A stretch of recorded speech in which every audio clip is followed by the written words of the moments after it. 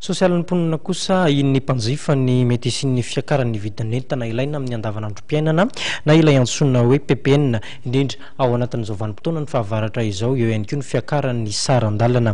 Efa anisan'ny ahitana soratra izany fiakaran'ny vidin'entana izany ohatra ny vidin'ny henan-kisoa. Ny Siprimbavao. Nahitana fiakarana ny vidin'ny henan-kisoa eny an-tsena izay lasa R720 ny kilao ankehitriny raha R700 izany teo aloha.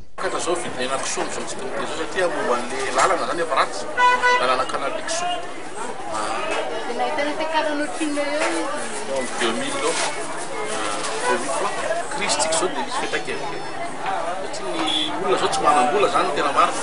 Ny enombo kosa dia mbola R780 ny kilao raha ny voalazan'ireo mpivarokena eto Analakely. Ny akofa-kananofo kosa indray dia R770 ny kilao ary ahina hiakatra hatrany izany rehefa manakaiky ny fetin'ny faran'ny taona.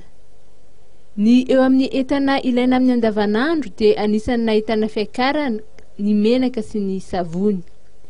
Amin'izao vanim-potoana ny maitsoahitra izao dia ahina hiakatra hatrany ihany koa ny vidim-bary.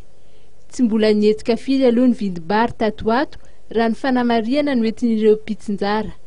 Amin'ny ankapobeny dia R200 hatramin'ny R920 ny riz de luxe, R500 ny kilao ny makalioka fotsy ary R900